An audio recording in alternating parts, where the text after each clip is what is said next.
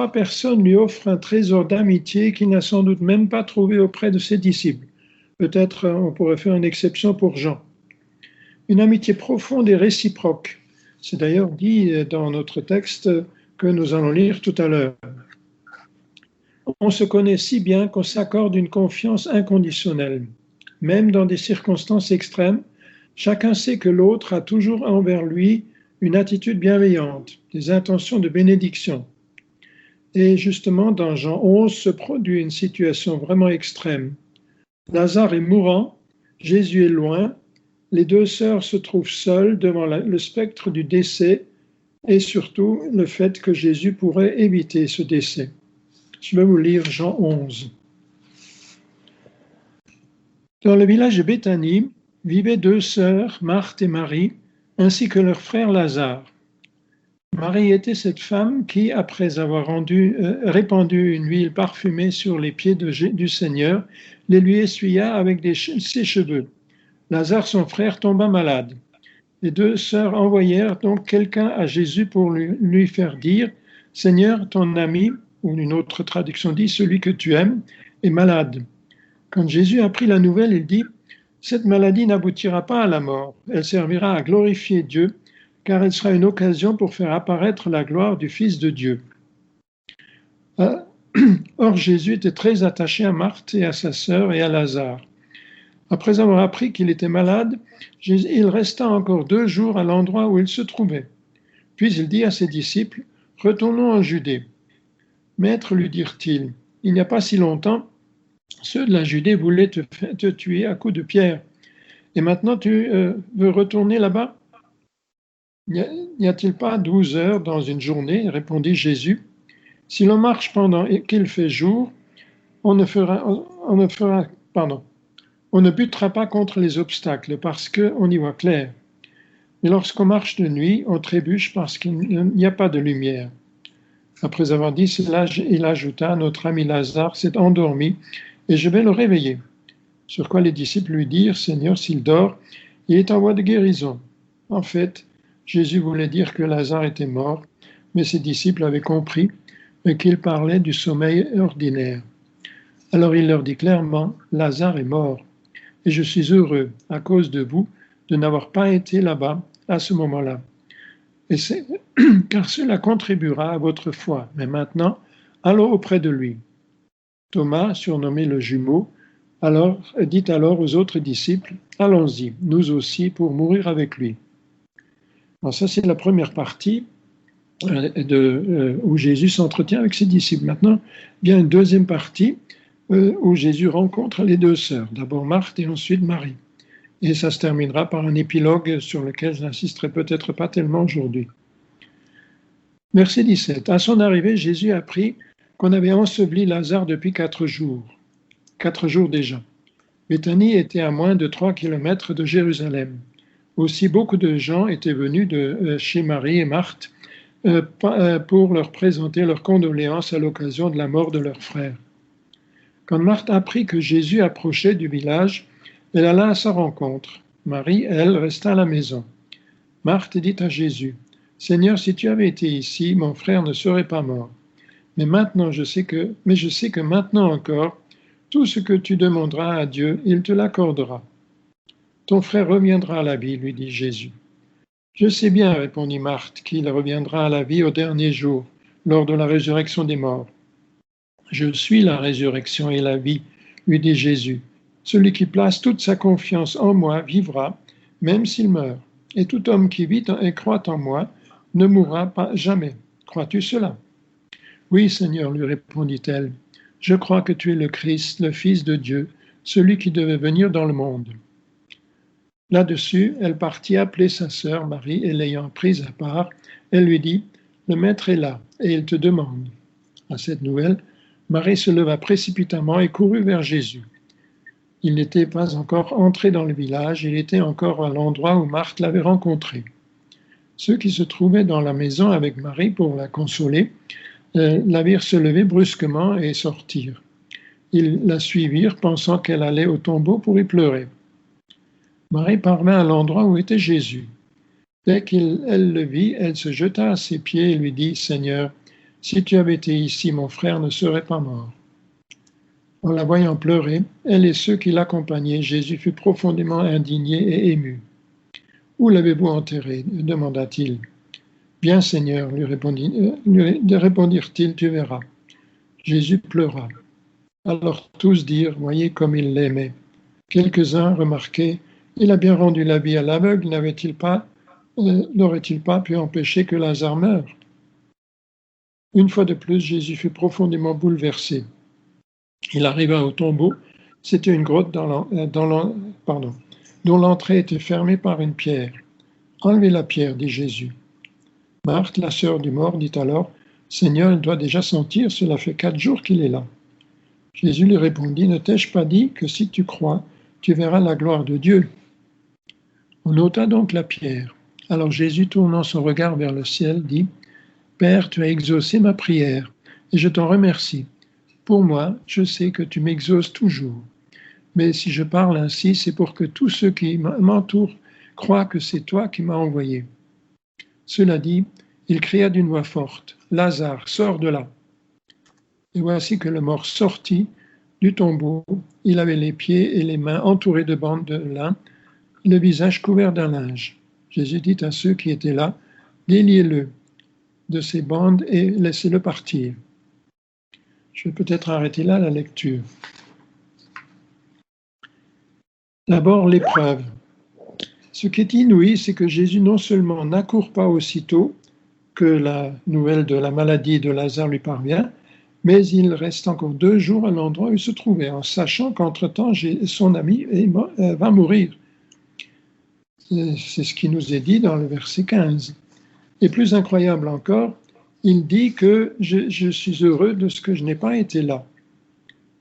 Moi, je ne vois qu'une explication que je vais essayer de vous exposer maintenant. Jésus sait combien les 3 lui font confiance. Les 2 femmes l'ont averti, mais ne lui ont rien demandé. Certaines qu'elles sont qu'il est capable d'éviter le pire, d'ailleurs c'est ce qu'elles disent, et qu'il saura agir pour le mieux. Il sait l'angoisse des 3 personnes dans cette agonie qui avance inexorablement. Il sait leur souffrance, la souffrance des 2 sœurs de voir Lazare mourir, et lui qui n'est pas là. Leur souffrance de devoir l'enterrer, toujours sans Jésus. Le risque de perdre la confiance. Tout cela, il en est bien conscient et ne part pourtant pas encore. N'est-ce pas cruellement tromper leur confiance?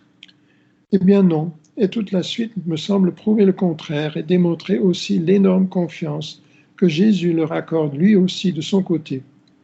Et c'est un aspect que nous oublions souvent dans notre relation avec lui.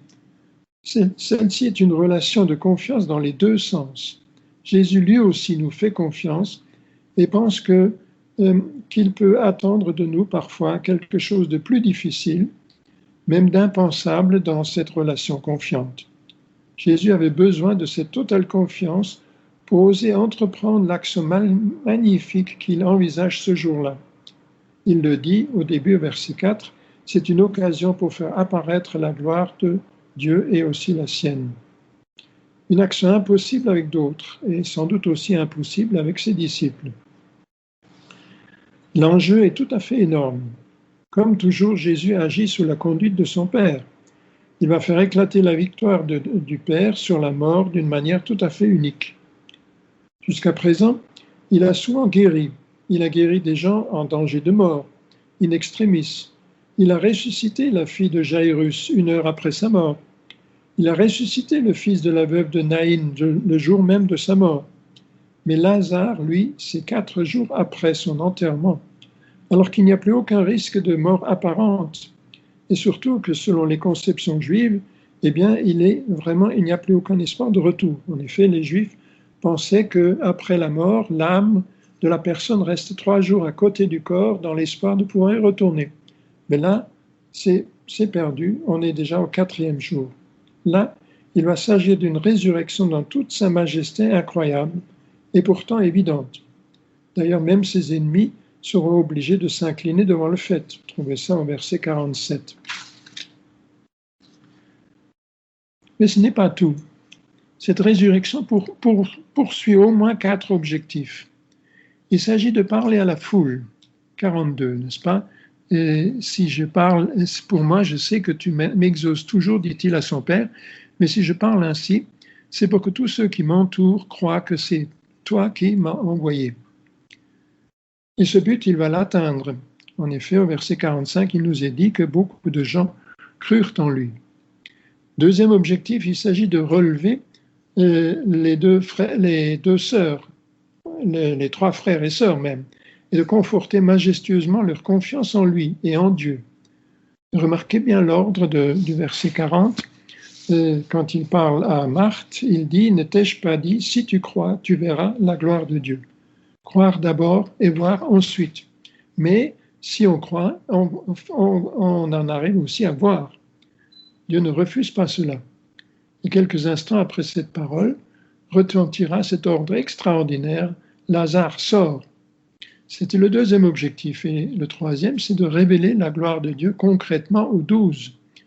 Et il le dit aussi au verset 4, que je vais relire. Cette maladie n'aboutira pas à la mort, elle servira à glorifier Dieu. Elle sera une occasion pour faire apparaître la gloire du Fils de Dieu. Et puis le quatrième objectif, eh bien, c'est de glorifier Dieu en faisant éclater sa toute-puissance devant son peuple. Et puis maintenant vient cette victoire. Mais pour atteindre ce résultat, eh bien, il fallait que les deux sœurs lui fassent confiance. Et leur confiance, il se révèle qu'elle est restée entière, même dans la souffrance terrible tout le long de cette dernière semaine. Ces deux femmes ont tenu ferme, elles n'ont pas flanché. Et c'était d'autant plus dur qu'il aurait pu éviter ce drame. D'ailleurs, toutes les deux le disent. Seigneur, si tu avais été là, il ne serait pas mort. Seulement, cette parole ne s'arrête pas là, en particulier pour Marthe. Voyons bien ce qu'elle ajoute. Cependant, même maintenant, je sais. Ou bien une autre version dit, mais je sais que maintenant encore, tout ce que tu demanderas à Dieu, il te l'accordera. Voilà comment parle la vraie confiance, même au 4e jour de deuil. Ça, c'est la foi de Marthe. Et cette foi ne s'arrête pas là. Le deuil n'a créé aucune faille. En effet, voyez ce qu'elle confesse au verset 27, c'est magnifique. Je crois que tu es le Christ, le Fils de Dieu, celui qui devait venir dans le monde. Cet événement terrible n'a pas entamé cette confiance. Et voilà l'autre face de la victoire remportée ce jour-là sur la mort. Jésus aussi a été profondément rué par la souffrance des deux sœurs et de leurs amis. Cela nous est dit au verset 35, Jésus pleura. Mais ce qui n'est pas dit, c'est toute la joie qu'il a dû ressentir ensuite en voyant qu'il a eu raison de s'appuyer sur leur amitié et qu'elles ont gardé confiance en lui, même dans cette épreuve qui n'avait rien d'inévitable. Et certains vont le faire remarquer d'ailleurs assez amèrement, verset 37. Imaginez ensuite la soirée qu'ils ont passée entre les trois frères et sœurs et peut-être Jésus et les disciples. Quand ils ont comparé l'avant et l'après, la douleur du matin et l'allégresse du soir. Il méritait bien cette confiance. Et voilà l'œuvre magnifique que Jésus a pu bâtir là-dessus. Et c'est une confiance qui est forcément appuyée, soutenue à tout moment par le Saint-Esprit. Et nous? Eh bien, nous aussi, nous pouvons parfois nous retrouver brusquement ou voir venir inévitablement sur nous une situation dure, choquante, incompréhensible, et qui dure justement longtemps.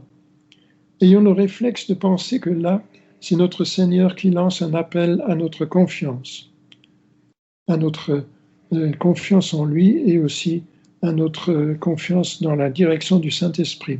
Ayons le réflexe de penser que là, c'est notre Seigneur donc qui va nous porter et qui veut nous apprendre quelque chose d'essentiel. Non pour nous faire souffrir, ou même pour expier nos péchés, n'est-ce pas? Il y a des gens qui disent « Qu'est-ce que j'ai fait au bon Dieu pour mériter cela ?» Comme si cette épreuve servait à expier. Non, mais il s'agit de réaliser avec nous, dans un climat de vraie confiance, un plan dont nous ne doutons peut-être même pas, et qui sera une bénédiction et qui fera éclater sa gloire, peut-être même auprès de gens qui n'en veulent pas. Et cette gloire va éclater aussi à la face des pharisiens et des autorités qui décident de faire mourir et Lazare et Jésus. Ce n'est certes pas facile, il faudra peut-être baisser la tête et serrer les dents, et compter sur la présence et l'appui du Saint-Esprit pour tenir bon. Mais si je lui fais confiance, je verrai qu'il la mérite. D'abord croire et ensuite voir, mais il promet qu'on verra aussi, qu'il y répond à la hauteur de sa majesté divine. Et il me fera donc voir concrètement la gloire de Dieu, comme il l'a rappelé à Marthe. Je vous propose de prier.